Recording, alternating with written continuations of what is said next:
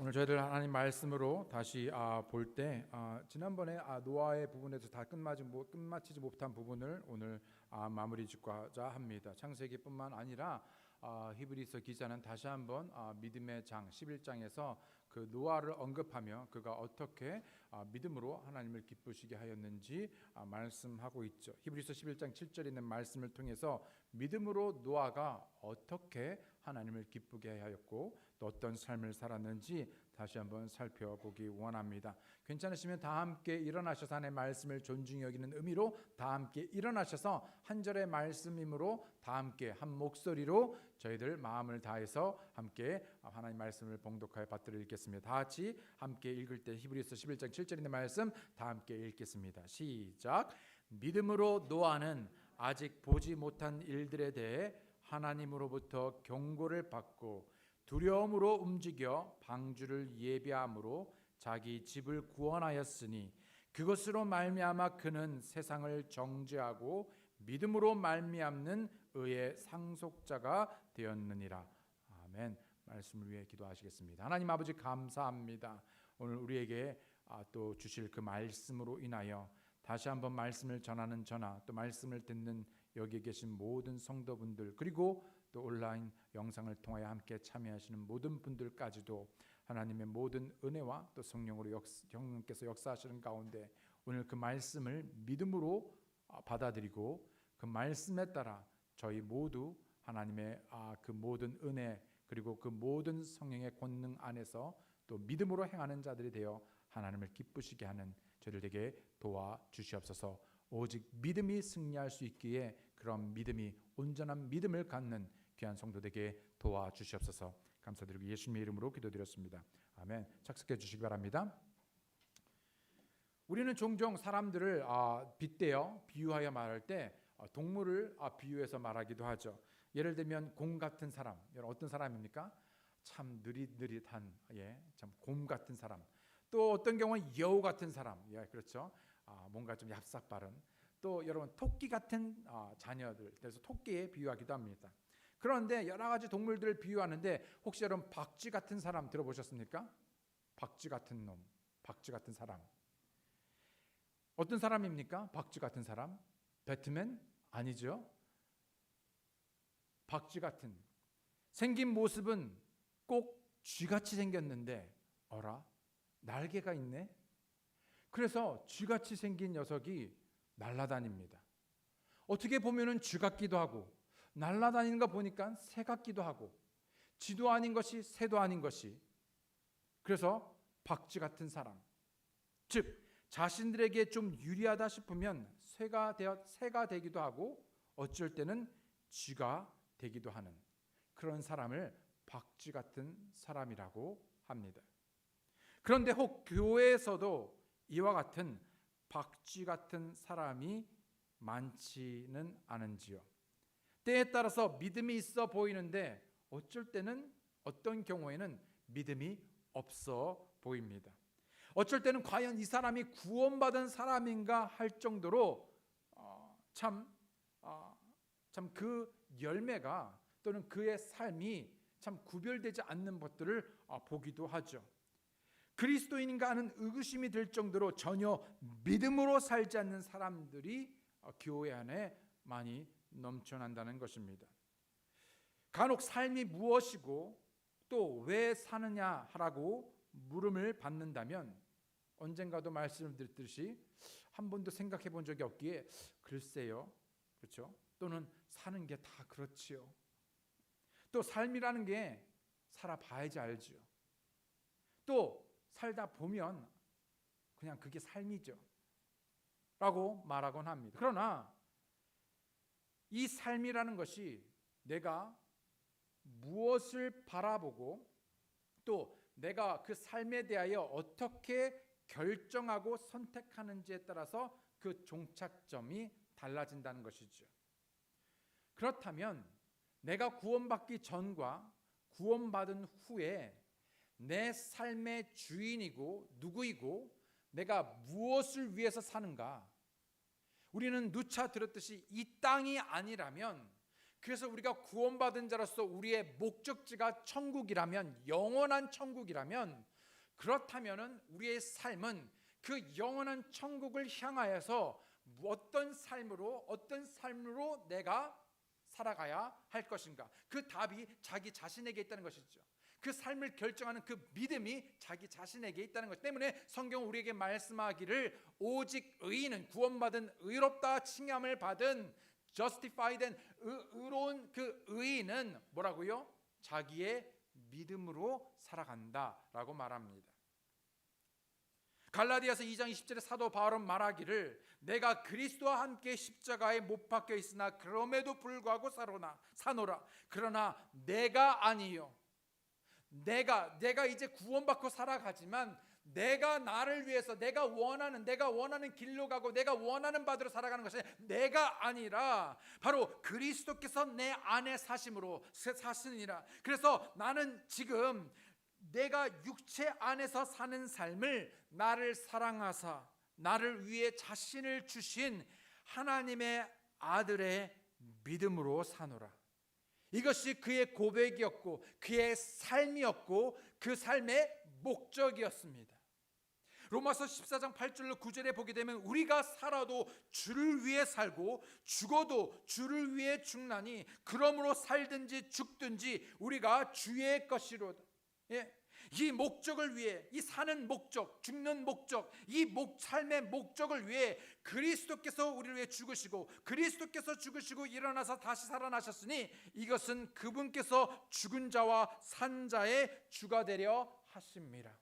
여러분, 그분께서 우리의 산 그리스도 되십니까? 그분이 우리의 주인 되십니까? 우리의 마스터 되십니까? 우리의 롤드 주 되십니까? 그러므로 우리에게 주신 그 목적대로 그 목적을 이루기 위하여, 선한 목적을 위하여서 참 우리가 살아도 그분을 위해서, 죽어도 그분을 위해서. 그러나 많은 경우에 교회는 다니지만 구원받았다고 하지만은 과연 얼마나 많은 사람들이 그 삶의 목적이 사는 이유가 오직 예수 그리스도가 되어서 죽어도 예수님을 위해서 살아도 예수님을 위해서 사는가 하는 것이죠. 사도행전 20장 24절에 이런 분명한 목적을 가진 사도 바울은 삶에 그 많은 일들이 있고 고난이 있고 또 여러 가지 정말 핍박이 있음에도 불구하고 또 사역이 잘 되든 되지 않든 열매가 있든 열매가 없든지 간에 상관없이 뭐라고 말하고 있냐면 이 일들 중 어떤 것도 결코 나를 움직이지 못하며 또한 내가 나의 생명도 내게 귀한 것으로 여기지 아니하노니 이것은 내가 나의 달려갈 길과 주 예수님께 받은 사역 곧 하나님의 은혜의 복음을 증언하는 일을 기쁨으로 끝마치고자 함이라. 나는 어떤 사람, 또 나는 누구입니까? 성경은 그 사람의 그 생각으로, 그 사람의 또는 행동으로, 그리고 그 사람의 삶에 나타나는 열매들로 그 사람을 어떤 사람인지 알 수 있다라고 했습니다. 생명이 있다면 자라고 변화해야 하며 궁극적으로 그에 합당한 열매를 맺어야 되겠죠. 우리는 사과나무에서 어떤 열매를 기대합니까? 사과요. 너무나 당연해서 놀랐습니까, 여러분? 예.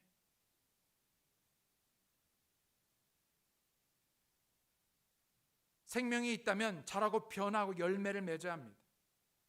여러분, 우리의 자녀라면 자라면서 적어도 누군가를 닮아야 합니다. 어느 누구 하나 닮지 않았다면 나는 누구인가? 라는 생각을 갖게 되죠. 누군가는 닮아야 되는데, 근데 종종 우리는 아이들이요, 잘하면 나 닮고 못하면 당신 닮고 그런 경우가 많죠. 당신을 닮아서 애가 너무 잘생겼어, 뭐 이렇게 해야 되는데 당신을 닮아서 애가 참 뭔가를 닮게 됐습니다. 심지어는 걸음걸이, 멀리서 들리는 발자국 소리도요, 이런 보지도 않고 들리면 알 수 있을 만큼 무엇을 따라 살며 무엇에 의해 이끌리고 움직이고 있는가?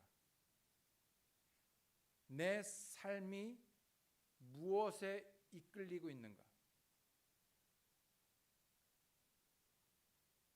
우리가 잘 아는 바와 같이 히브리서 11장은 믿음의 장으로서 믿음의 정의와 그 믿음으로 삶을 산 대표적인 인물들을 나열하고 있죠. 그런데 우리가 다시 한번 주목해 볼 인물, 바로 이 노아를 보게 되면 이 본문, 이 7절 방금 읽은 이 본문에 보게 되면 아주 특이하게도 by faith라고 시작하면서, 영어로 보게 되면요 by faith라고 말하면서 which is by faith라고 끝마칩니다. 이 문장이 한 구절이 by faith로 시작해서 by faith로 끝나게 되죠. 예. 믿음으로 시작해서 믿음으로 끝마치는 구절. 그만큼 노아의 삶은 믿음으로 시작해서 믿음으로 마치는, 하나님께서 인정하실 만큼 믿음의 사람이었죠. 앞절 6절에서 보게 되면 믿음이 없이는 하나님을 기쁘시게 할 수 없고 하나님께 나아가는 자는 반드시 믿음으로 나아가야 한다고 말씀하고 있는데, 바로 노아가 그런 삶을 살았습니다. 여러분, 무엇으로 이끌리고 여러분 어떻게 삽니까?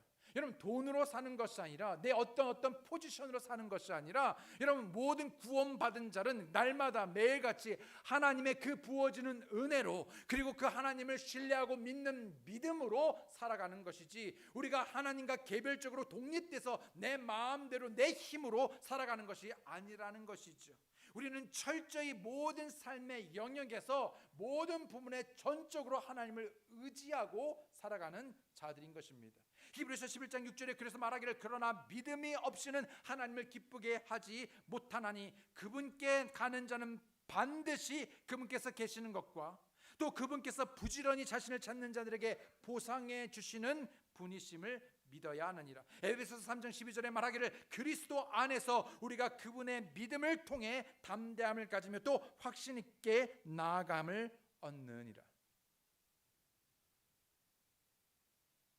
오직 의인은 자기의 믿음으로 살리라 했었을 때, 현재 우리는 믿음으로 살아가고 있습니까?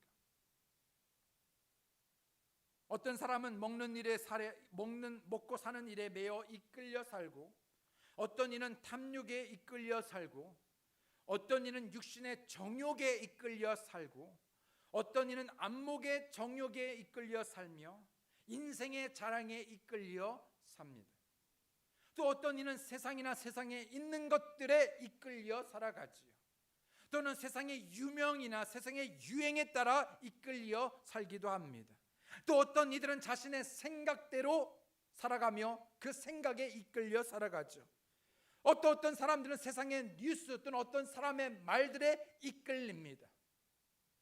또는 어떤 사람들은 육신의 소욕대로 육신에 이끌려 살아갑니다. 여러분, 나를 이끄는 사람, 내가 무엇에 이끌리고 있는지요. 무엇보다도 어떤 사람들은 편리에 따라 움직입니다.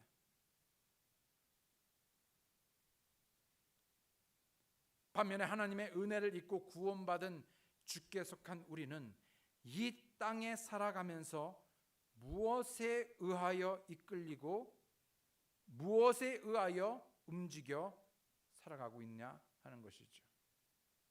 노아는 아직 보지 못한 일들에 대해서라 할지라도, 보지 못한 일입니다.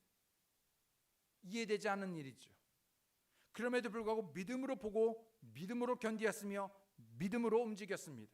모든 일에 하나님의 경고의 말씀을 두려움으로 받아들이고 순종하며 주님의 뜻을 끝까지 이루었지요. 믿음으로 노아는 삶의 모든 영역 그리고 모든 일에서 주 앞에 주님께서 맡겨주신 일과 사람들에 대하여 신실했습니다. faithful 했죠.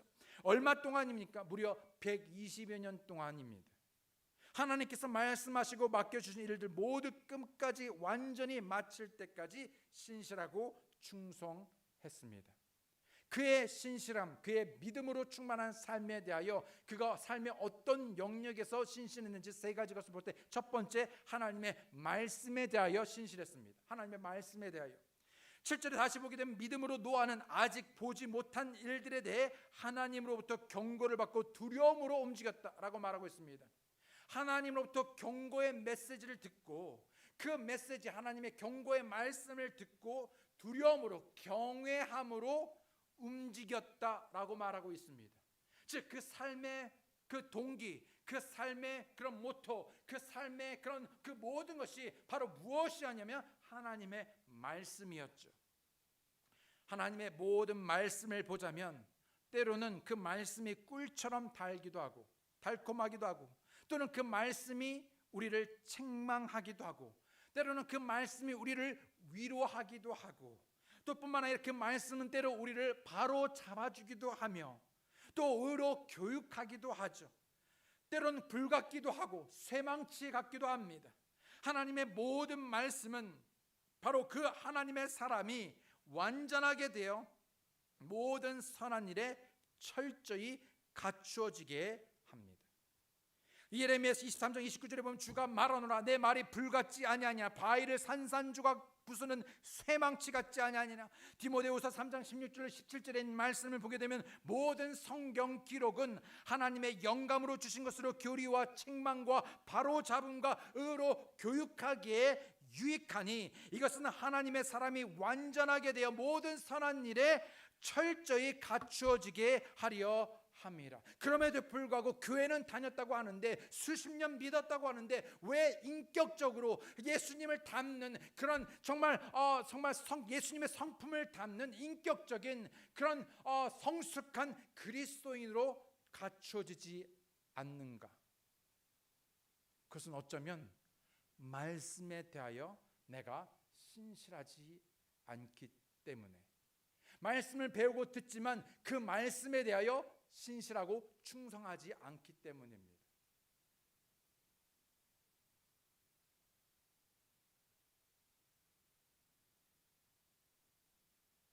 말씀을 말하기는 쉽지만 또 저에게 비유한다면 말씀을 선포하기는 쉽겠지만, 그러나 목사인 저부터 우리 모두가 말씀을 전하는 저나 말씀을 듣는 우리 모두가 그 말씀에 대하여 그 말씀대로 사는 것은 쉽지가 않겠죠.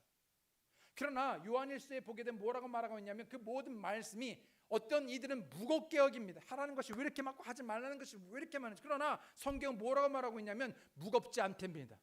왜냐하면 하나님을 사랑하면 그 하나님을 사랑하는 그 말씀이 무겁지가 않답니다. 여러분 누군가를 사랑하셨을 때, 그렇죠?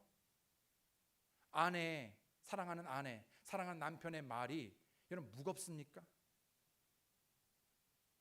옛날에 한때 우리는 한때가 아니라 두때, 지금도 별을 따달라면 별을 따라서 절벽에서 꽃을 꺾어달라면 꽃을 꺾어줄 것이고 죽으라면 죽을 신용가처럼 정말 그 모든 것을 하는데요, 하나도 부담스럽고 하나도 어려워하지 않고 그 아내를 위해서 여러분 어떤 노력을 하고 어떤 선물을 줘, 어떤 서프라이즈를 하고, 설령 그 아내가 늦게 와서 2시간이나 기다리고 3시간이나 기다리고 전혀 개의치 않습니다. 어렵지 않습니다. 부담이 되지 않습니다. 무겁지 않습니다. 심지어 임신했을 때 이거 먹고 싶고 저거 먹고 싶고 해도 정말로 뭐 하나 요구하는 것이요 무겁지 않습니다. 왜요?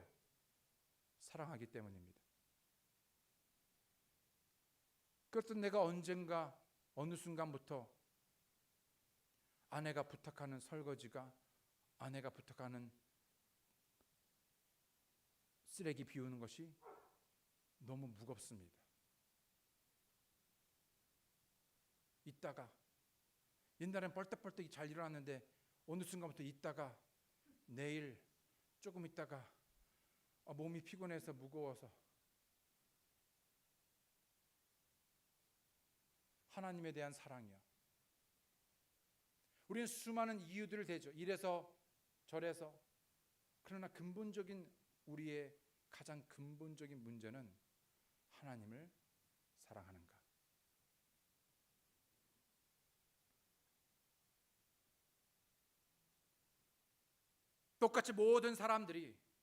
당시에 똑같이 모든 사람들이 하나님으로부터 엄중한 경고의 메시지, 말씀을 들었습니다. 그러나 그 엄중한 하나님의 경고의 말씀에 대해 그 말씀을 들었지만 그 말씀을 들은 사람들의 반응은, 그리고 태도는 각기 다 달랐습니다. 여전히 사람들은 하나님의 말씀을 가볍게 여기고 그 말씀을 비웃었습니다. 농담처럼 여겼습니다. 죄에서 사망의 길에서 돌이키지 않고 여전히 자기가 원하는, 자기가 가고 싶은 그 길, 세상의 길, 정욕과 육신의 길을 따라 걸었습니다. 베드로서 3장 3절에 먼저 이것을 알라. 곧 마지막 날들에 비웃는 자들이 와서 자기들의 정욕을 따라 걸으며. 하나님께서 뭐라 말씀하시지 그게 중요하지 않습니다. 하나님께 뭐라고 말하든지 간에 내가 원하고 내가 옳다고 여기는 것들을 하지요.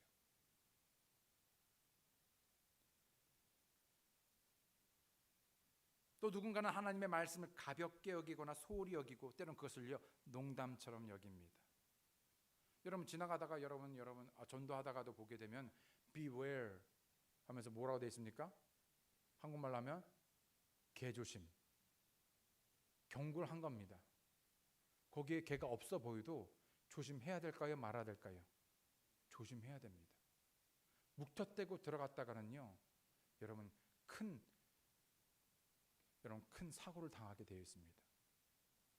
여러분 감전에 여러분 그런 어떤 전기회가 있을 때 거기에 워닝 사인이 있죠. 그렇죠? 근데 이게 진짠가 전기가 통하는가 안 통하는가 다 침발라가지고 이렇게 만졌다가는요 큰일 납니다.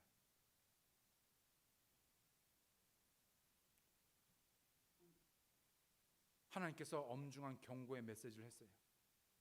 심판의 메시지입니다. 세상의 멸망을 말씀하셨죠. 창세기 18장 12절에 보면 그러므로 사라가 속으로 웃으며 이르되 내가 늙었고 내 주도 늙었은즉 내게 즐거움이 있으리 하며. 하나님께서 말씀하셨는데 사라의 반응은요 퍽이나. 내가 경수가 끊기고 이제는요 신체적으로 그렇죠 과학적으로 전혀 애를 낳을 수 없게 되었습니다. 그런데 어떻게 애를 낳는단 말이죠. 근데 하나님께서 말씀하시면 말씀을 믿는 그대로 될 줄을 믿어야 되는데 믿어지지가 않는 거예요. 왜? 내 이성이 하나님의 말씀보다 더 위에 있기 때문이죠. 그러니까 어떻게 해요? 퍽이나 웃는 겁니다. You're right. 창세기 19장 14절에 롯이 나가서 자기 딸들과 결혼한 사이들에게 말하여 이르되 주께서 이 도시를 멸하실 터이니 어디입니까? 소돔과 고모라. 주께서 곧 이 소돔과 고모라를 멸하실 터이니 너희는 일어나 이곳을 떠나라 하였으나 그러나 그 말을 들은 롯의 딸들의 사위들은 어떻게 반응했습니까? 그를 농담하는 자로 여겼더라. 농담인 줄 알았어요.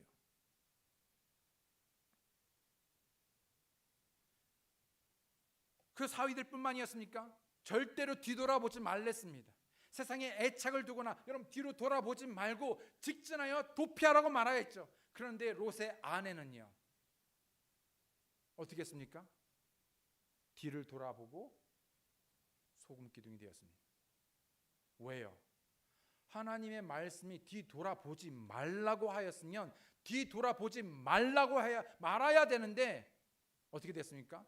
하나님의 그 말을 그 경고를요 무시하거나 아니면 소홀히 여기거나 아니면 농담처럼이나 가볍게 여긴 것이죠. 그런데 여러분 롯이나 아니면 롯의 아내나 롯의 사위들이나 아니면 처음에 말씀을 들은 사라나 여러분 그와 같은 그런 하나님의 말씀에 대한 우리의 태도, 우리의 반응이 지금도 수많은 그리스도인들에게 하나님의 말씀이 전해질 때 그 말씀을 하나님의 말씀으로 온전히 받아들이고 그 말씀을 무겁게 여기고 그 말씀을 귀히 여기고 그것을 믿음으로 받아들이기보다는 계속해서 내 생각과 내 경험을 가지고 저울질합니다.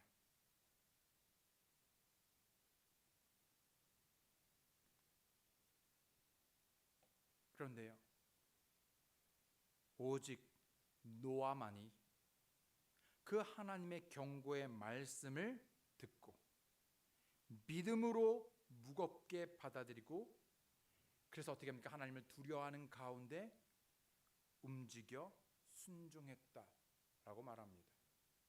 무엇이 나의 마음과 생각을 바꾸고 나로 하여금 돌이켜 움직이게 합니까? 내가 오늘 하나님의 말씀을 듣고 내 생각을 변화한 그 말씀이 무엇입니까? 내 마음, 내 태도를 바꾸게 한 것이 무엇입니까? 내가 오늘 하루를 살아가는 데서 어떤 하나님의 말씀이 나를 주장합니까? 나를 이끕니까? 내가 그 안에 순복합니까? 그 말씀을 따라 삽니까? 여러분, 어떤 말씀이 나를 이끌입니까? 그 말씀에 이끌립니까? 그런 말씀이 있습니까? 다시 말씀드리지만 노아는 악하고 희망이 없는 세상에서 온갖 세상의 시끄러운 소리 대신에 하나님의 경고의 말씀을 두려워하는 가운데 따라 순종함으로 움직였습니다. 노아는 하나님을 경외함으로 방주를 예비하였죠. 아브라함은 이삭을 자기의 독자 아들, 그렇죠, 물론 이스마엘이지만 하나님께서 주신 그 씨, 바로 그 이삭을 드림으로 하나님을 경외함으로 하나님을 어떻게 경외하는지를 나타냈습니다. 야곱은 사닥다리의 그 환상과 그 언약을 듣고 하나님을 경외하였죠. 요셉은 하나님을 경외하여 생명을 보존하라고 합니다. 산파들은 하나님을 경외하여 히브리인 나만을 죽이지 않았고 살렸습니다. 그것이 모세였죠. 비느하스는 하나님을 경외함으로 재앙의 때에 하나님의 노를 돌이켰습니다. 오바댜는 하나님을 경외함으로 선지자를 보호해줬죠. 여호사밧은 모압 자손과 암몬 자손의 군대의 침략을 받게 됐을 때 하나님을 경외함으로 금식을 선포하였습니다. 하나님은 하나님을 경외함으로 충성하였고 신실하였습니다. 욥은 하나님을 경외하여 악에서 떠났다라고 말씀하고 있고요. 다윗은 경외함으로 경배하며 말씀을 따랐다라고 순종했다라고 말합니다. 요나는 태풍을 만나 하나님을 경외하는 자라고 고백하였고요. 유대인들은 하나님을 경외함으로 선지자들 말을 청종하였다라고 학개서에 말하고 있습니다. 고넬료는 경외함으로 구제의 일을 하였고요. 많은 사람들이 하나님을 믿음으로 경외함으로 움직였을 때 그리스도인은 나는 바로 어떻게 하나님을 두려워함으로 경외함으로 움직이고 있는지요. 예배하고 있는지요. 섬기고 있는지요. 하나님을 올바로 경외하면, 우리가 올바로 경외하면, 무서워서 벌벌 떨면서 하는 것이 아니라 올바른 경외, 즉 그 경외의 두려움에는요 존경과 사랑과 그 모든 것을 포함한다고 이미 말씀을 드렸죠. 그래서 우리가 올바로 경외하면은요 움직이게 되어 있습니다.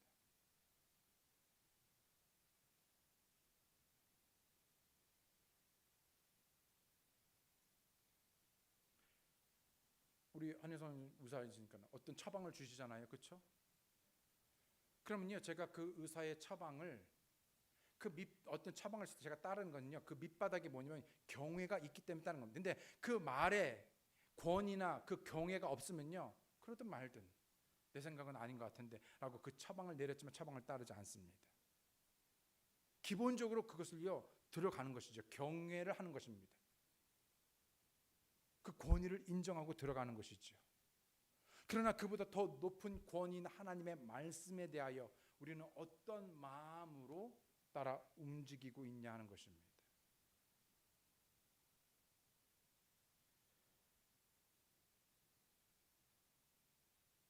진정한 하나님을 경외하게 되면 유익에 따르죠. 또 뿐만 아니라 죄를 범하지 않습니다. 왜냐하면 죄의 결과가 컨시퀀스가 얼마나 무서운지를 알기 때문이죠. 많은 그리스도인들이요 죄를 져도요 너무나 이것을 가볍게 합니다. 언제든지 하나님께서 용서하면 용서해 주시지. 맞습니다. 그런데 강과 쉽게 여기는 게 뭐냐면요 그거에 대한 컨시퀀스, 결과는 자기가 받는 거예요. 다윗이 범죄했었을 때 하나님께서 하나님 회개하고 하나님께서 죄를 용서하고 회개했을 때 하나님께서 용서하셨습니까? 안 하셨습니까? 용서하셨죠. 그러나 그 간음하고 살인한 살인을 저지른 그 죄에 대한 컨시퀀스는요 평생에 겪었습니다. 그리스도인 할 것이 이런 목자 가운데서도 분명 성경에서는요 목사가 물론 완벽한 사람은 없지만 적어도 목사의 자질을 보게 되면요 blameless, 흠이 없는 자가 되면 됩니다. 그런데 어떤 목사들은 부도덕한, 그렇죠, 성적으로 부도덕한 일을 하고 나서 회개하였다. 나는 이제 회개했기 때문에 하나님 앞에서 난 떳떳하기 때문에 다시 그 일을 합니다. 하나님을 두려워하지 않는 것이죠. 여러분 적어도 그리스도인들이 하나님을 두려워한다면 그 태도와 그 말과 그 삶이 어떠할 것 같습니까?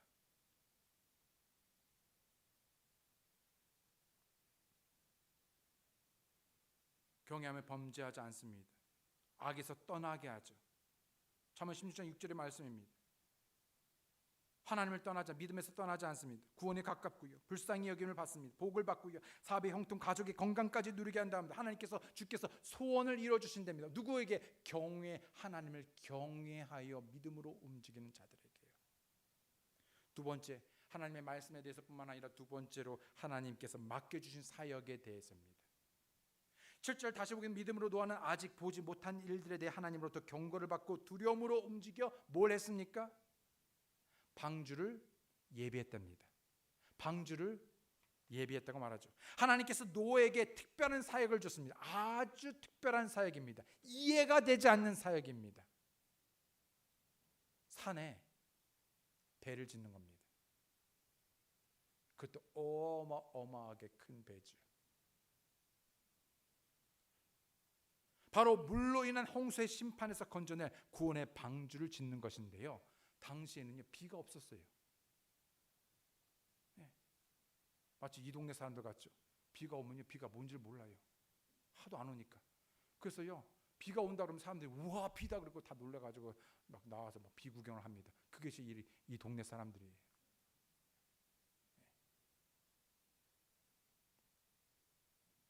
유대 랍비들의 전승에 의하면 노아가 방주를 만드는 120년은 노아가 방주를 만들 나무를 심는 그 하루부터 시작되었을지 모른다라고 말하였습니다. 전승에 의하면 사실인지 아닌지 모르겠지만, 그래서 나무를 시작하는 그 날부터, 그리고 나무가 큰 다음에 그 나무를 베는 하루 또는 그 나무를 맞추는 못질 하루가 합쳐져서 하루가 합쳐져서 몇 년? 120년입니다. 하나님께서는요, 처음부터 이 방주를 짓는 이 프로젝트가요 120년 프로젝트라 말씀하시지 않았어요. 만약에 말씀하셨다면요, 차기도 전에 질려가지고 어떻게 120년을 지어요? 그런데 노아 역시 알려고 하지 않았습니다. 그냥 지으라고 하고 그냥 매일같이 그 말씀에 순종한 것입니다. 꾸준히 매일같이 멈추지 않고 하나님으로부터 맡겨진 바, 그 맡겨진 바를 성실히 신실하게 행하였습니다. 목표를 향해 빨리 도착하는 것이 문제가 아니라 얼마나 포기하지 않고 꾸준히 매일매일 믿음으로 걷는가가 중요합니다. 만약에 빨리 목적지에 가는 것이 여러분 좋은 것이라면요, 우리는 다 그냥 천국 가야 돼요. 우리 목적지가 어디? 천국이니까. 뭐 타락 여러분이 뭐 10년, 100년을 다 그게 뭐가 의미가 있다고? 예. 어차피 갈 거. 근데 그게 아니죠. 하나님의 관심은 각자 주어진 시간 속에서, 어쩌면 오늘 하루가 내게 마지막 날일 수도 있습니다. 어떤 사람은요 10년일 수도 있고요. 어떤 사람은요 100세 인생을 살보다 길게 살 수도 있습니다. 각자 하나님께서 주어진 그 시간 속에서, 맡겨진 그 시간들 속에서, 그리고 그 시간 매일의 삶 속에서, 과정 속에서 우리가 어떤 사람이 되느냐, 내가 무엇을 해서 하나님을 기쁘게 하기보다는 먼저 내가 하나님 앞에 어떤 사람이 되느냐가 되게 중요한 것이죠. 노아는 그렇게 믿음으로 방주를 예비하는데 하루하루를 채워가다 보니까 어느새 120년이라는 시간이 되었고요. 결국 하나님께서 말씀하신 대로 방주를 완성하게 되었습니다. 노아가 주께서 자기에게 명령하신 모든 것에 따라 행하였더라. 주께서 우리에게 명령하시고 맡겨주신 많은 영광스러운 일들이 많겠지만 그 중에서도 중요한 하나를 뽑는다면 바로 교회입니다. 교회. 주님께서 이 교회를 핏값으로 사셨다라고 말하죠. 그리고 우리를 세상에서 불러내어, called out, 세상에서 불러내어 지역교회 우리의 한 몸으로 붙여주셔서 함께 하나 되어 서로를 섬기고, 결국 주님의 몸, 나의 몸, 김해녹의 몸이 아닌 누군가의 여러분 교회가 아니라 누구의 몸, 그리스도의 몸을 세우며 그래서 그리스도 안에서 성장하고 그리스도의 사람으로, 예수님의 사람으로 완전하게 철저히 갖추어지기를 원하시는 것이죠. 방주를 짓기 위해 수많은 재료와 도구뿐만 아니라 함께 일할 수 있는 일꾼이 필요했듯이 비록 소수이지만 그러한 신실한 하나님의 일꾼으로서 자신을 교회를 세우는 데 필요한 나무 또는 모처럼 또는 망치나 톱처럼 자신을 들여 교회를 세우는데, 예수 그리스도의 몸을 세우는데 헌신하고 신실하시겠습니까?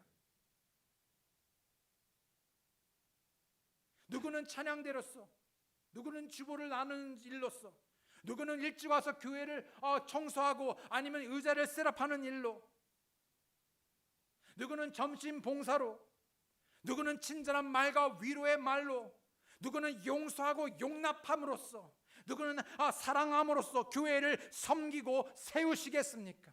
그 교회의 몸을 이루는 각자의 지체들을 서로 돌아보며 그 필요를 보고 그 필요를 공급하며 함께 서로 하나 되어서 성령께서 하나 되게 하신 것을 힘써 지켜 결국 예수 그리스도의 몸을 세움으로 바로 그 사람에게서, 그 형제에게서, 그 자매에게서, 남편에게서, 아내에게서 이 구성원 통해서 누구를 높이느냐, 누구를 나타내느냐? 예수 그리스도를 나타내는 것이죠.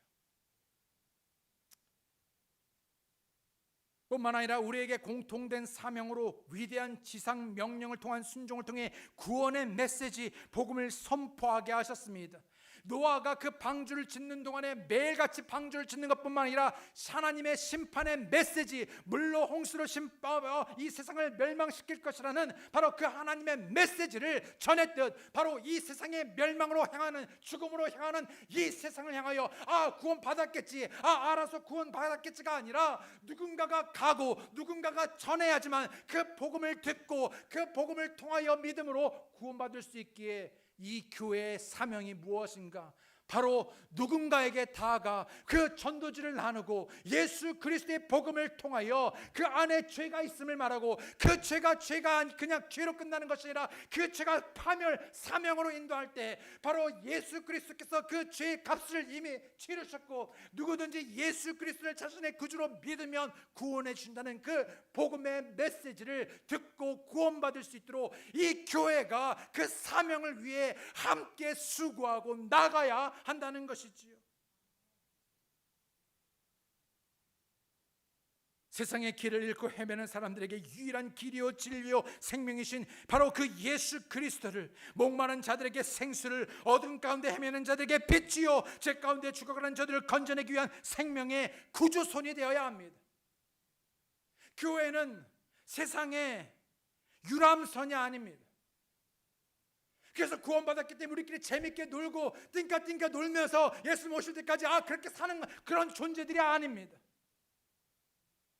우리에게 그런 엄청난 죽어가는, 물에 빠져 죽어가는 그들을 건져내기 위해서 선출된 그리스도의 대사로서 바로 그런 특별한 임무를 띠고 이 세상에 남겨진, 그래서 이 구조선을 예수, 우리의 선장 대신 예수 그리스도의 명령과 그분의 말씀에 의지하여 그 사명을 감당하고자 함께 하나 되어 모여 그 구원을 선포하기 위해 모인 자들인 것이지요. 그럼에도 불구하고 어쩌면 노아 때와 마찬가지로 그 메시지를 싫어하고 조롱하며 비웃고 방주 안으로 들어오기를 거부할지 모릅니다.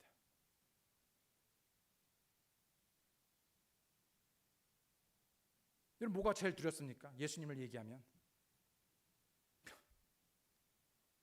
뭐 천국? 지옥? 예수? 3일 만에 못 살아났다고?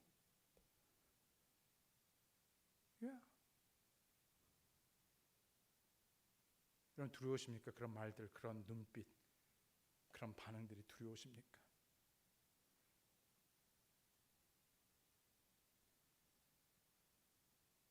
그러나 여전히 예수 그리스도의 복음을 전하는 일에 신실한 자로 자신을 드리고 그렇게 자신을 드러내며, 그럼에도 불구하고 그 복음을 전하시겠습니까?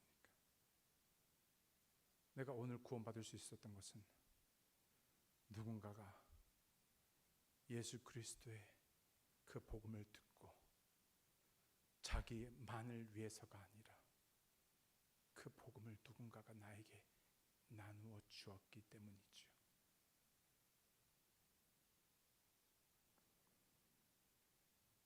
(1912년 4월 10일) 2206명의 승객을 태우고 뉴욕으로 향하던 첫 항해 중에 4월 15일 빙산과 충돌하여 침몰한 배가 있습니다. 뭐죠? 영화에도 나온 그 유명한 타이타닉호입니다. 이 배는 절대로 가라앉을 수 없는 배라고 소문이 나 있었죠. 출항하던 날 아침부터 거대한 빙산이 바다 위에 떠돌아다닌다고 경고가 계속해서 외쳐졌습니다. 첫 번째 경고, 두 번째, 세 번째, 네 번째, 무려 그 경고가 5번이나 있었습니다. 근데 무시했죠. 무려 한 번도 아니고 5번의 경고가 있었지만 그 경고를 무시한 결과는 처참했습니다.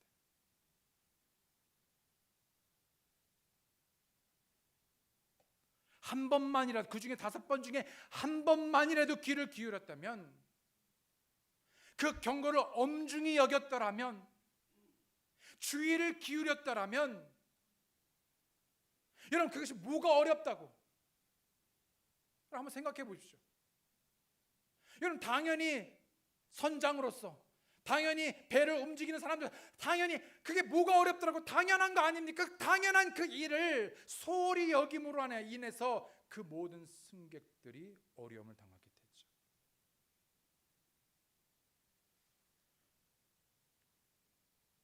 결국 1,500명, 2천여 명 중에 1,500명이 죽는 사고가 일어납니다.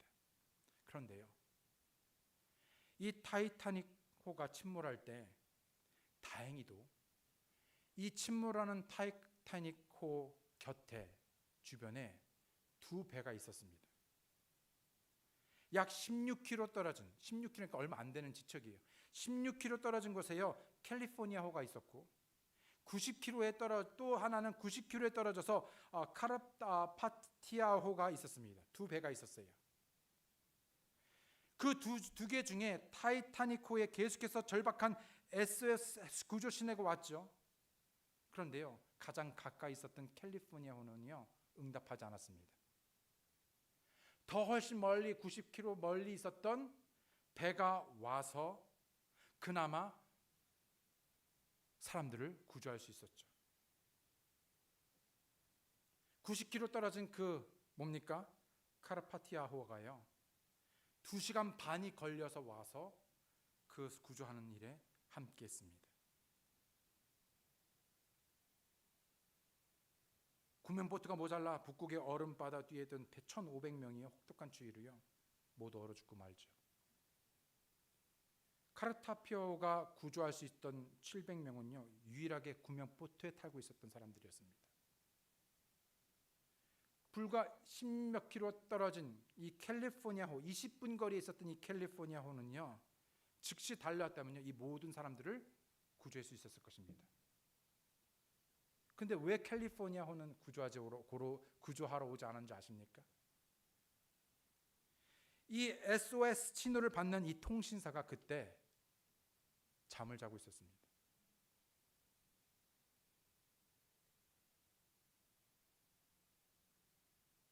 이 긴박한 순간에 죽음에서 건져달라는 SOS를 치고 있는 이 타이타닉호에 대하여 그때 하필이면 잠자고 있었습니다.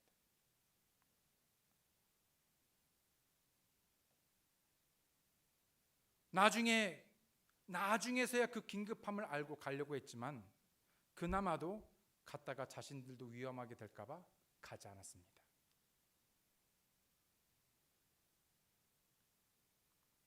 자신들의 안전을 위해서요. 그리고 1,500명이 죽게 됩니다.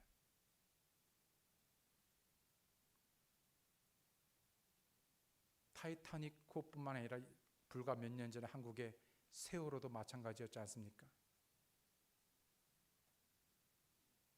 그것 때문에 온 나라가 붕괴했습니다. 사람들은 빠져 죽어가는데 어느 누구 하나 가까이 가서 구조하라 하지 않았습니다. 교회는 많은 재물을 운반하는 화물선도 아니고 우리끼리 띵까띵까 놀며 호화롭게 재밌게 살아가는 유람선도 아닙니다. 세상은 지금도 우리에게 SOS를 치고 있습니다. 그런데 교회는요, 자고 있습니다. 자아도취하고 있고요, 세상의 쾌락에 빠져 있습니다. 행여나 깨어난 교회는 잠결에 깨어나서요, 자기들만 살겠다고 가지 않습니다. 여러분, 주위를 돌아보십시오. 얼마나 많은 교회들이 있습니까? 아니, 얼마나 많은 큰 교회들이 있습니까? 수많은 프로그램들이 있지만 과연 얼마나 많은 교회에서 그 중요한 복음의 메시지를 개개인에게 전하고 있습니까?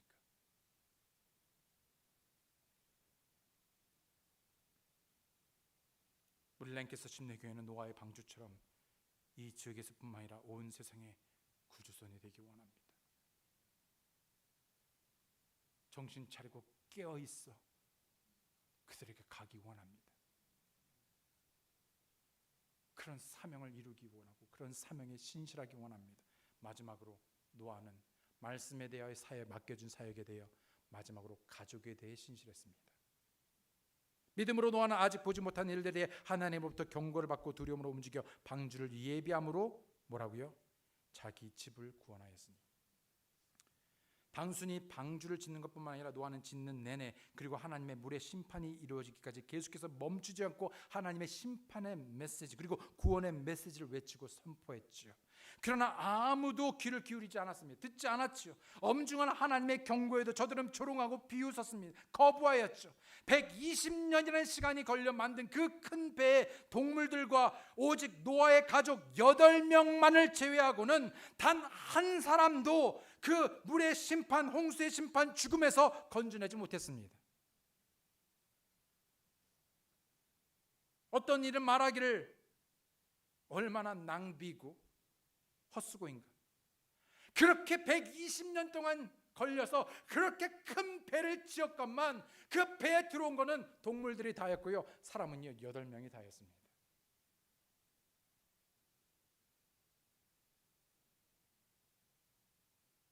여러분, 정말 낭비고 헛수고입니까?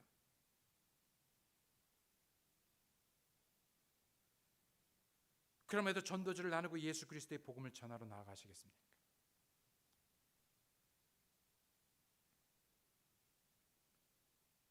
그러나 적어도 노아는 자기의 집을 구원하였죠. 자기 자신도 아직 보지 못하고 이해되지 않는 그 홍수 심판에 대하여 방주를 예배하고 가족들을 구원시킨다는 것이 말도 안 되고 불가능한 일임에도 불구하고 이것은 오직 믿음으로 가능한 일이었습니다.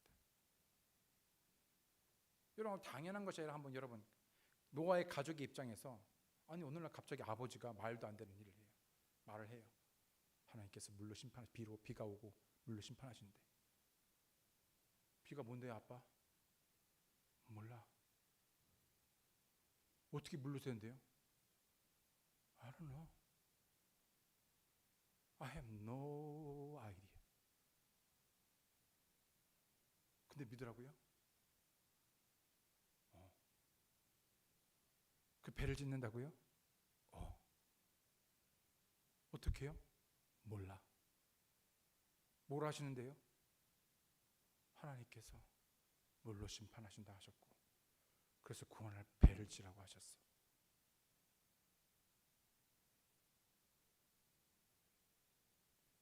노아뿐만 아니라 그 가족들이 그 하나님의 말씀을 전해준 아버지의 말을 듣고 과연 또한 노아뿐만 아니라 아들이 이해돼서 여러분 믿었다고 생각합니까? 아니요. 그들의 믿음의 모든 철저한 근본은요, 경험, 환경, 상황, 과학, 이성, 경험이 아니라 하나님의 말씀이었습니다.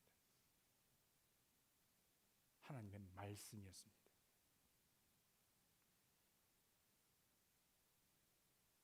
오직 믿음으로 가능한 것이죠. 비록 8명밖에 되지 않았지만 가족 모두 하나도 빠짐없이 믿음으로 구원을 받았습니다.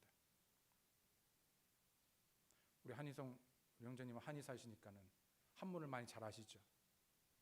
배선자가 3가지 한자로 이루어졌는데 좌변이 배주로 되어 있습니다. 배주로. 그렇죠? 그 다음에 위가 팔입니다. 그 팔 밑에가 입구입니다. 그래서 그걸요 배라고 말합니다. 근데 언어라는 것은요 모두가 공통된 동의와 인정되는, 그래서 그 의미입니다. 그럼 이 의미가 뭐냐? 배가 있고요, 팔이라는 숫자가 있고요, 입구, 문이 하나입니다. 그게 중국어예요. 무슨 뜻이죠? 노아의 홍수 때 배를 졌는데 그 배 안에 문이 몇 개입니까? 오직 하나입니다. 들어가는 문이 하나예요. 근데 그 문으로 들어간 숫자가 몇 명이요? 8명입니다. 그게 배입니다. 어떤 배입니까? 구원의 방주입니다.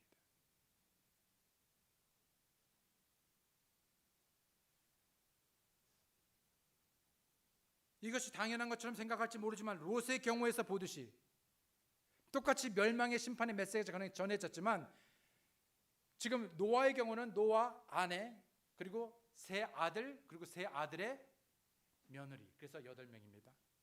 롯의 경우는요 아버지 그 다음에 아내, 이번에는 아들이 아니라 2딸 그리고 2딸의 사위. 근데 사위들이요 아까 전에 읽었듯이 어떻게 했습니까?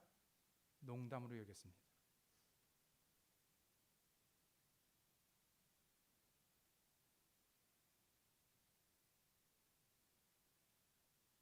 아브라함이 소돔과 고모라의 멸망을 두고 딜을 하죠.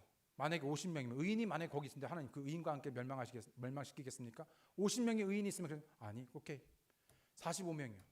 그래서 줄여나갑니다. 만약에 10명이라도 의인이 정말 의인이 있으면 하나님 그래도 그 의인을 소돔과 고모라 함께 멸망시키겠습니까? 아니, 만약에 10명이 있으면 내가 멸망 안 시킬게. 근데 소돔과 고모라가 어떻게 됐습니까? 멸망했죠. 그 말은 무엇입니까? 10명이 안 됐습니다. 구원받은 하나님의 말씀을 두려워하는 구원받은 의인이 10명이 안 됐어요. 그런데 보십시오. 롯만 가족만 여러분 제대로 구원받았어도 롯의 아내, 딸, 두 번째 딸, 사위 두 번째 사위 6명입니다. 이 가족만 다 구원받고 의로운 삶을 살고 복음만 전해서 이 가정을 통해서 내 사람만 구원받았어도 소돔과 고모라는 멸망하지 않았습니다.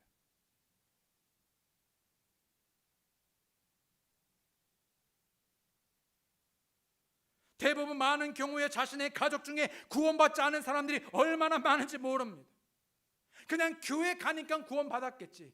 열심히 다니고 봉사하고 헌신하면 구원받겠지.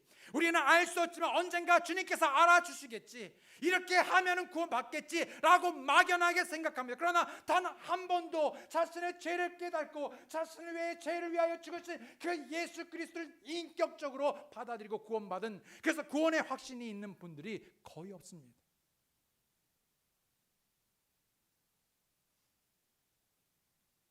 물론 구원을 우리의 힘으로 억지로 할 수 있는 것은 아니지만 적어도 노아는 자신의 집의 구원을 위해 무엇보다도 우선순위로 신실하였을 것입니다. 매일 방주를 예비하는 것 그 이상으로, 그 사역을 하는 그것 이상으로 가족의 구원을 위해 기도하고 가족에게 복음을 전하고 믿음의 선한 영향력을 끼쳤을 것입니다. 사도행전 16장 30절에 보게 되면 1절까지 보게 되면 그들이 데리고 나와 이르되 선생님들이여 내가 무엇을 하여야 구원을 받으리까 하거늘 그들이 내 주 예수 그리스도를 믿으라 그리하면 내가 구원을 받고 내 집이 받으리라 하매. 많은 사람들은 많은 경우에 보지 못했고 완전히 이해되지 않았음에도 믿고 받아들인 경우가 많지요. 네. 그럼에도 유독 사망에서 생명으로 지옥에서 천국으로 옮겨주는 유일한 길로서의 예수 그리스도의 복음을 믿는 일에는 왠지 계속해서 주저하고 거부합니다. 다른 건 잘 믿으면서요. 네. 왜냐, 사람들은 자기가 믿고 싶은 것만 믿기 때문입니다. 증거가 부족해서 이해가 되지 않아서가 아니라 내가 믿고 싶은 것만 믿는 것이죠. 즉 마음의 문제입니다. 그러나 진정 하나님께서 존재하시고 한 번 죽는 것은 사람에게 정해진 바라고 말합니다. 그리고 그 죽음 다음에는요, 끝이 아니라 심판이 있다고 말합니다. 히브리서 9장 27절의 말씀이죠. 현대 문명이 전에 비해서 엄청나게 발전했다 할지라도 여전히 해결하지 못하는 문제가 있습니다. 뭡니까? 죄입니다. 죄의 문제가 더 좋아져야 되는데 문명은 발달됐는데 죄는요 더 많아졌어요. 그리고 그 죄에 대해 무뎌졌어요. 그 죄가 더 심각해졌어요. 더 나아가 죽음의 문제를 해결해 주실 수 있는 주님 앞에 나오셔야 하는데 나오지 않는 사람들이 많습니다. 주님 앞에 겸손히 자신을 낮추고 내가 무엇을 해야 구원을 받으리까? 라고 묻고 구원받아야 하는 것입니다. 성경은 어느 누구라도 믿음으로 구원받을 수 있는 구원의 길을 간단하고도 명령하게 제시하고 있죠. 읽고 마칩니다. 그러므로 한 사람을 말미암아 죄가 세상에 들어오고 죄로 말미암아 사망이 들어왔나니 이와 같이 모든 사람이 죄를 지었으므로 사망이 모든 사람에게 임하였느니라. 그래서 그 죄 결과 사망을 피할 길이 없습니다.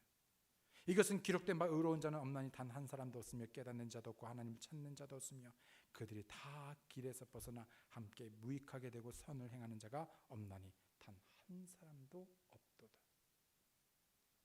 그래서 6장 23절 로마서에 보게 되면요, 죄의 결과 사망이라 말합니다.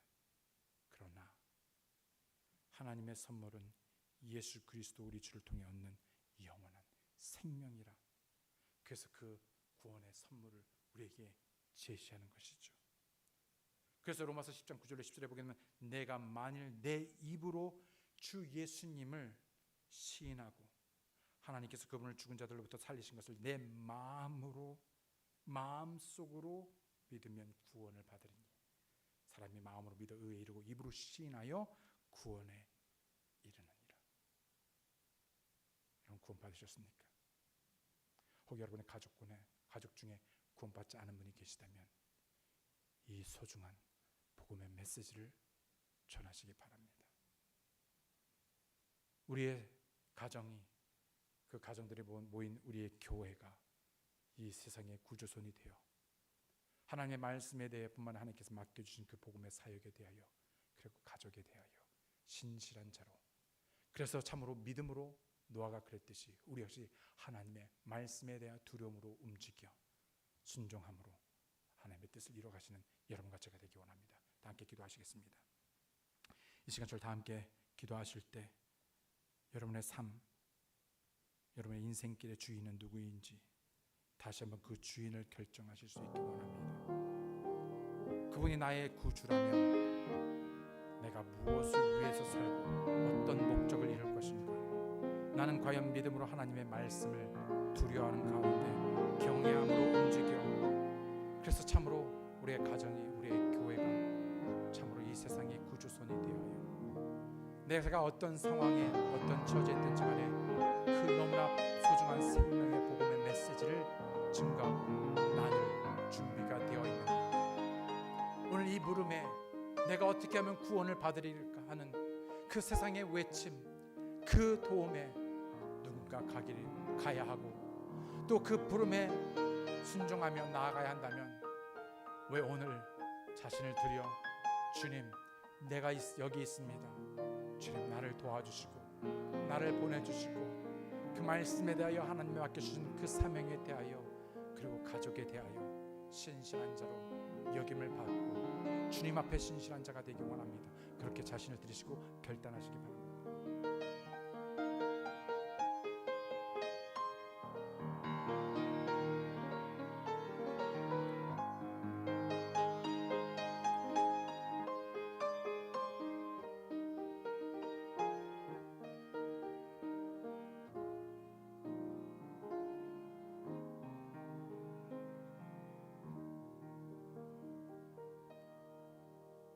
오 아버지 하나님, 이 마지막 때에 살아가는 자들로서 참으로 주의 오심을 예비하고 교회인 우리가 정신 차리고 깨어 있어 아직 사망 가운데 참으로 어둠 가운데 죽어가는 저 세상을 향하여 참으로 복음을 들고 예수 그리스도의 복음을 들고 나아가며 전하는 자들이 되도록 아버지 우리를 도우시고 우리와 함께 하시고 주의 뜻을 이루어 주시옵소서.